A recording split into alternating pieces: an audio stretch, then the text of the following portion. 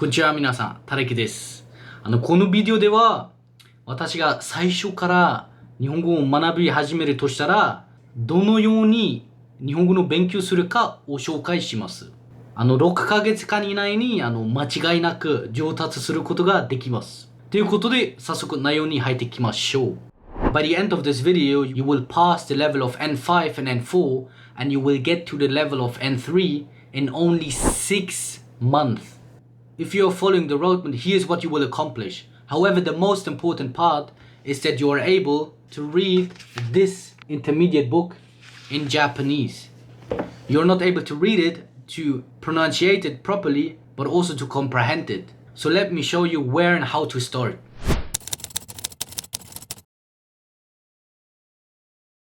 So there are 3 parts of the Japanese writing system, consisting of Hiragana, Katakana, and Kanji. We want to first focus solely on Hiragana and Katakana. Basically, Hiragana and Katakana are comprised of 46 letters each, and they have different purposes. Hiragana is used for Japanese native words, whereas Katakana is being used for words which are brought into the Japanese language from foreign languages. So for example, in this case, we see 私はコーヒーを飲みます。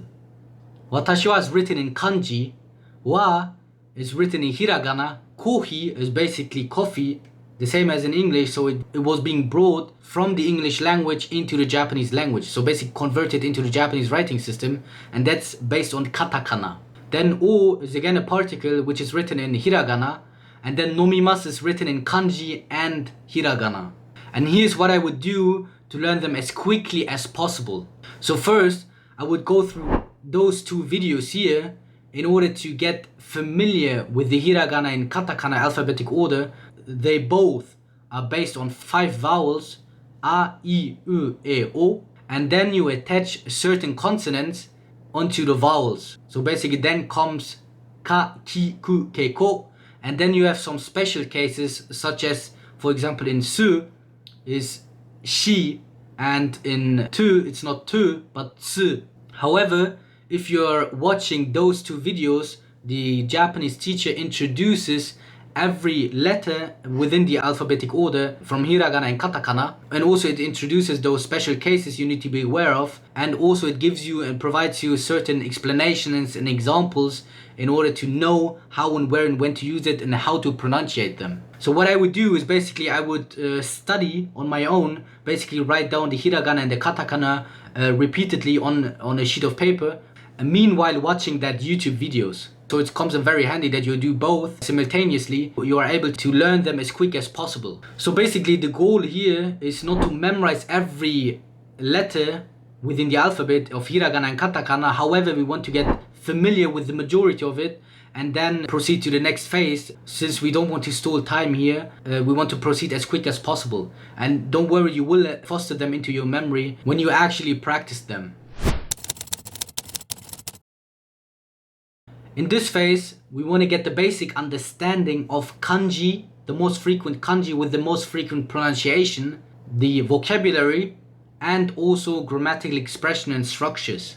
And for this phase, we're going to use Genki, one of the most used Japanese beginner textbooks. It has 2 volumes, volume 1 and volume 2, and it goes with 2 workbooks. Basically, why Genki is so helpful, that basically it covers all the essentials of kanji, grammatical structures, and vocabulary within the right and proper context, especially in kanji, since you have 2 readings, the kunyomi and the onyomi reading, and sometimes based on the arrangement that you don't know how to pronunciate the word properly. So for example, in this case, as you can see here, the first arrangement is being pronunciated honjitsu.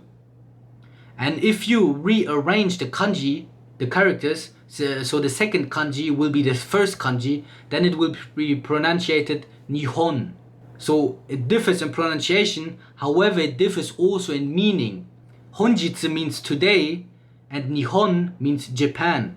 So it's 2 different meanings, and therefore 2 different applications and different contexts. So it's very important to acquire the kanji within the right and proper context, and that's what Genki is doing very good.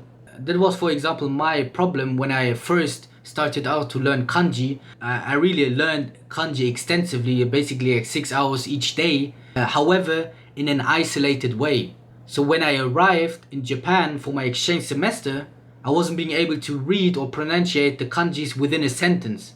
I couldn't read them since I didn't know how to pronunciate them in the right context. So that's why Genki is so good, since it introduces every lesson kanjis in the right and proper context, and it also breaks them down into manageable and progressive lessons. That means, for example, in lesson 1, getting exposed to Hiragana, Katakana, and then a tiny chunk of kanji, like the basic simple kanjis. And then if you proceed to the next level, to lesson 2, then you will also again getting exposed to the first lesson's kanji, so you might retain it more.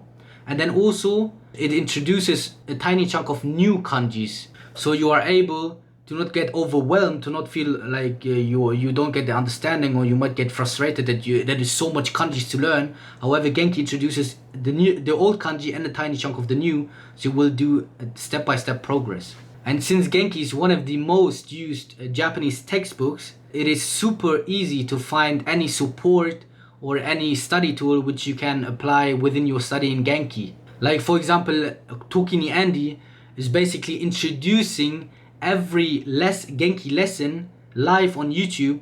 So I'd recommend to study yourself with the Genki book, meanwhile watching his lesson, since he breaks down all the sentences and explains each particle, each object, each subject within the sentence.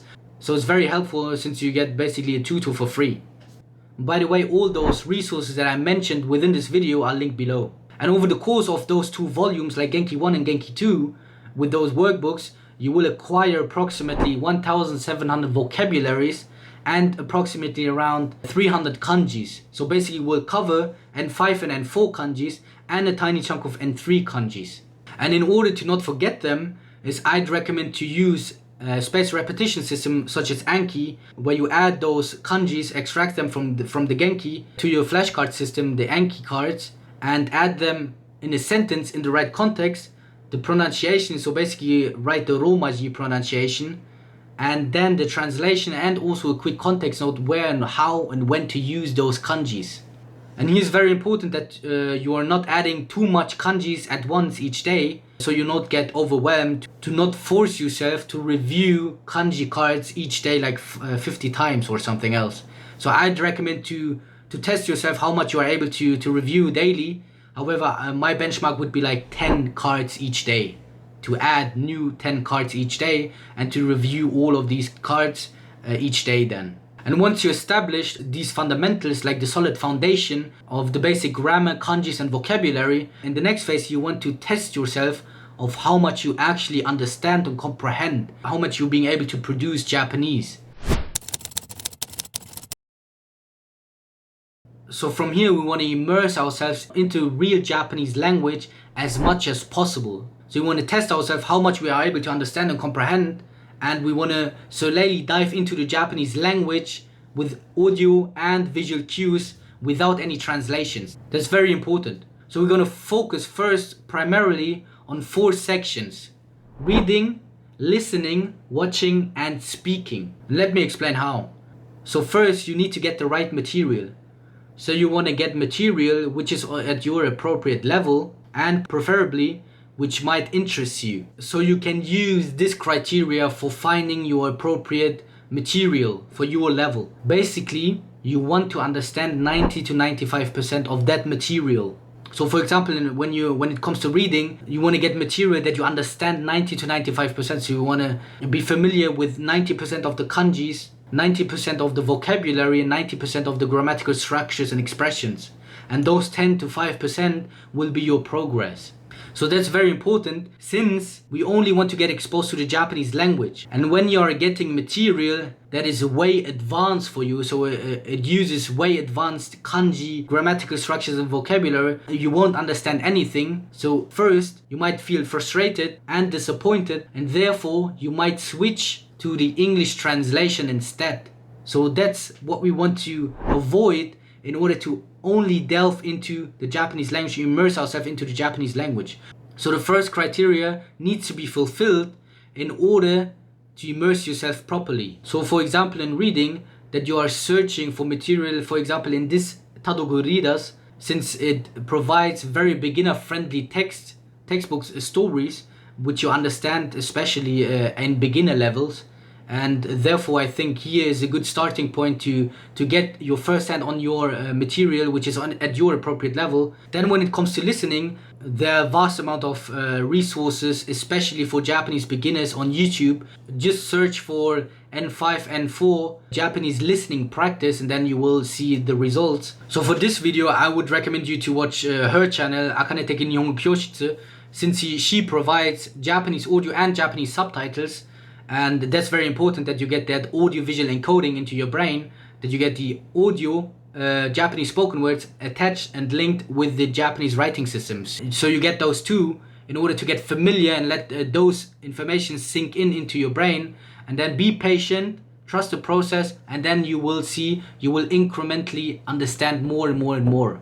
Then when it comes to watching, is basically anime, one of the most used entertainment resources for Japanese language learning. When you watch anime on Netflix or YouTube, I heavily recommend you take advantage of this tool, Language Reactor, since it provides also the Japanese subtitles linked to the Japanese audio. However, it also provides you with the features of instant dictionary lookup. So for example, you click on a word which you don't understand, and you will see the explanation of that word within that context of that scene. So the language reactor takes into account that scene where you're currently at in that anime episode or in the YouTube podcast. Then it explains that kanji within that context. Since, for example, some kanjis are applicable in different contexts, so the meaning also differs within the context. So it's very important that you know the meaning of the kanji, of course, but also why it is being applied within that context. So that's where language reactor is very useful. Then last but not least,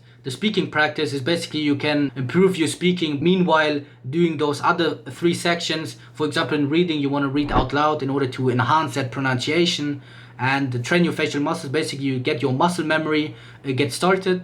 For listening, watching, also basically reading out loud those subtitles, or speaking, shadowing and parroting the characters in anime, or the YouTuber, that you're also parroting the line which is being said from that anime character. And here the goal again is to increase your exposure as much as possible in order to immerse yourself solely in Japanese, spoken and written, without any English subtitles or any translations in English. So that's what I also noticed when I went to Japan, that I immersed myself into the Japanese language, however obviously not deliberately, but because of my environment. Since my environment was only in Japanese, traffic signs, everything was written in Japanese, the audio, everything was spoken in Japanese, persons were only speaking Japanese to me. And I was also watching, listening, reading everything in Japanese, so I immersed myself into the language, of course without any deliberate purpose. What I noticed there, within my 8 months period of time in which I stayed in Japan, I didn't study once deliberately Japanese. I didn't read Japanese deliberately and practice my reading in Japan, or my speaking, or my listening, watching. It was only due to the fact, since my environment was set up that way, that I wasn't being able to switch to translations, but only dive into the Japanese language. That way I noticed that I incrementally understand, comprehend, was able to speak and read much more Japanese than way before, when I was constantly switching to English translations when I studied before coming to Japan. However, the gist here of the story is not that you need to go to Japan in order to immerse yourself into the language. The gist here is to establish a certain environment that you are only able to immerse yourself into the Japanese language, visual and in audio form, and not switching to any English translations. So it's very important, those periods of 3 months, that you're only immersing yourself into the Japanese language and solely into the Japanese language. So now you have the roadmap to start your studies the most effective way. So basically phase 1, Hiragana, Katakana, as quick as possible, since it's easy and you will get familiar within practice over time. Then phase 2, the basic understanding, basic grammar, basic kanji and basic vocabulary, and the most frequent context. Basic understanding, just basic understanding, going through all the Genki books 1 and 2, and also those workbooks, and also getting that material from YouTube and from other resources. And then at phase 3, you want to test yourself of how much you comprehend and you are able to understand, to read, to produce, to speak Japanese. In that case, you want to immerse yourself. So basically listen, reading, watching and speaking, practicing everything, and then see how much you've learned within that 3 months period prior. From there, make progress as much as possible. So basically to immerse yourself solely into the Japanese language. However, with one condition, search for your appropriate level, and then you are able to make progress as quick as possible. And now remember, you are able to read this intermediate story, all written in Japanese. You are able to read it, to pronunciate it properly, and to comprehend it within just only 6 months. So now imagine how much you would accomplish in 2 years by doing that on a daily basis. If you ask me, that's a huge accomplishment. So now that you have accomplished the level of proficiency of N3, you might get interested to check this video out, since it gets you from N3 to the next advanced level. With that being said, thanks so much for watching. See you next time.